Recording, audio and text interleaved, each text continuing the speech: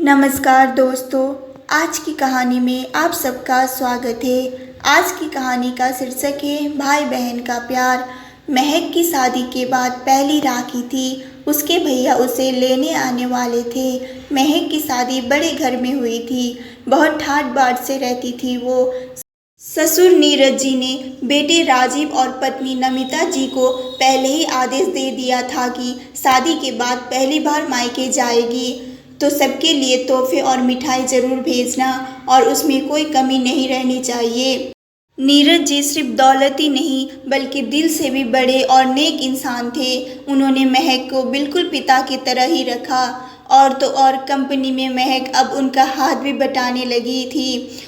वो कहते थे, अच्छा है अब मेरा बोझ कम हो जाएगा। राजीव और महक मिलकर मेरा कारोबार संभालेंगे। महक भी बहुत खुश थी। उसे लगता ही नहीं था कि उसकी शादी को सिर्फ 5 ही महीने हुए हैं। वो इतनी खुश थी कि घर जाकर सबसे मिलेगी, सबको सब बताएगी। महक का भाई मोहित उसे लेने आया था। उसका बहुत अच्छे से सबने अभिवादन किया। महक के साथ इतना सामान था कि मोहित की गाड़ी में नहीं आ रहा था तो राजीव ने सारा सामान दूसरी गाड़ी में भेजवा दिया। महक बहुत खुश थी लेकिन मोहित के चेहरे से खुशियाँ गायब सी दिख रही थी। महक ने पूछा क्या हुआ, पर उसने कुछ नहीं बताया।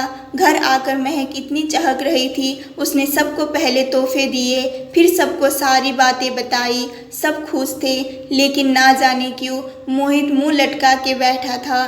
अब तो महक ने बोल ही दिया, बताओ ना मोहित भैया क्या बात है, आप तब से ऐसे क्यों बैठे हैं? मेरा आना आपको अच्छा नहीं लगा क्या?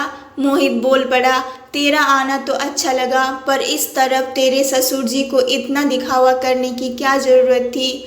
इतना सब कुछ देकर अपनी अमीरी का दिखावा करना ज़रूरी था क्या? महक अवाक से उसे देखने लगी।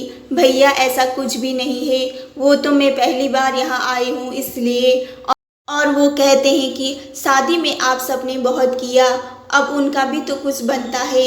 आखिर अब दोनों परिवार एक ही है ना? बीच में ही मोहित बोल पड़ा, तो इतना सब देने की क्या ज़रूरत है हमें दिखाने के लिए? महक बोली, भैया आप गलत समझ रहे हैं, मैं बिल्कुल सही समझ रहा हूँ।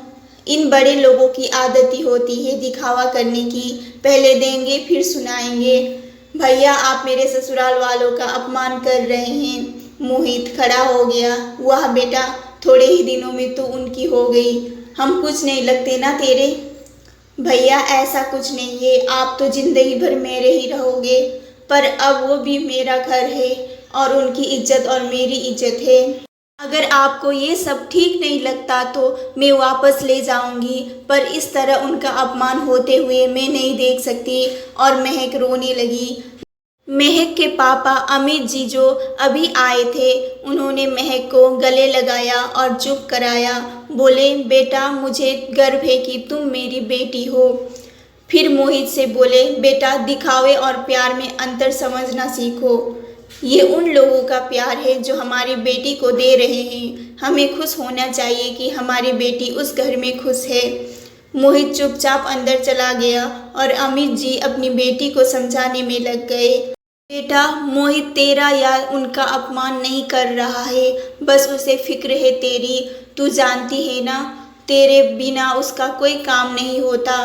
तुम दोनों का प्यार ही ऐसा है, लड़ाई करे बिना पेट नहीं भरता दोनों का।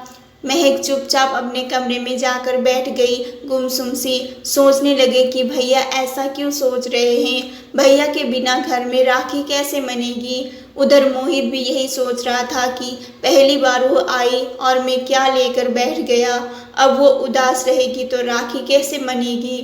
थोड़ी देर बाद मोहित आया और धीरे से आकर महक को सॉरी बोला। महक ने भी सॉरी बोला और दोनों गले लग गए। पापा खड़े मुस्कुरा रहे थे। देखा, मैंने कहा था ना, तुम दोनों एक दूसरे से बिना नहीं रह सकते। आओ मेरे बच्चों चलो खाना खाने। दोनों खुशी खुशी पापा के साथ चले गए।